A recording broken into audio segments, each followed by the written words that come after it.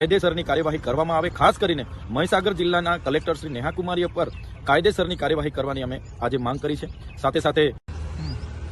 આજે માનનીય મુખ્યમંત્રીશ્રીની અધ્યક્ષતામાં રાજ્ય કક્ષાની તકેદારી અને મોનિટરિંગની બેઠક હતી, જેમાં અનુસૂચિત જાતિ અને અનુસૂચિત જનજાતિના અત્યાચાર નિવારણ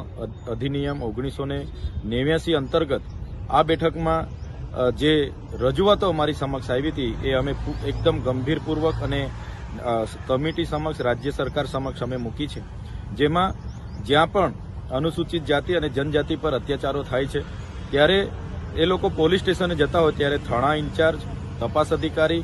કે જે પણ લોકો હોય છે એ એટ્રોસિટી એક્ટ દાખલ કરવાની જગ્યાએ 151ના જામીનો લેતા હોય છે અને ઘણી વખત એટ્રોસિટી એક્ટના બનાવોમાં પોલીસ સ્ટેશને ટેબલ જામીનો પણ આપી દેતા હોય છે। ઘણા કેસો એવા હોય છે કે જે કેસોના આરોપીને આજ દિન સુધી પકડવામાં પણ નથી આવ્યા। જે તમામ આંકડા સહિતની માહિતી આજે હતી ત્યારે અમે મુખ્યમંત્રીશ્રીને ગુજરાતમાં દલિત અને આદિવાસીઓની જમીનો પર જે ગેરકાયદેસર રીતે બિન આદિવાસી લોકોએ દબાણો કર્યા છે એ કબજાઓ ફરી આદિવાસીઓને મળે, દલિતોને મળે અને એમના પર એટ્રોસિટી એક્ટ અંતર્ગત કાયદેસરની કાર્યવાહી કરવામાં આવે એની પણ અમે માંગ કરી છે। સાથે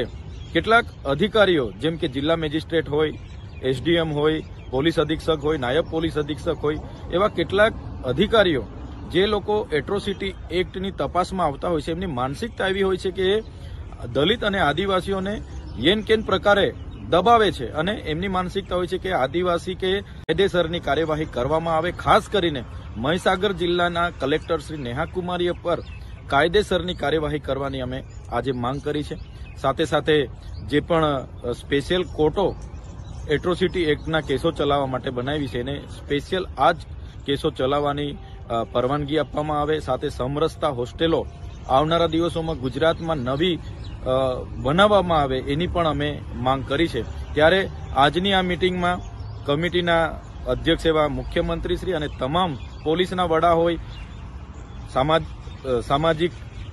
મંત્રી હોય, આદિજાતિ વિકાસ વિભાગના મંત્રી હોય કે એના સેક્રેટરી હોય, તમામ લોકોની ઉપસ્થિતિમાં અમે જે પ્રશ્નો ઉપસ્થિત કર્યા છે એનું આવનારા દિવસોમાં કમિટી નિરાકરણ લાવે એ અમે માંગ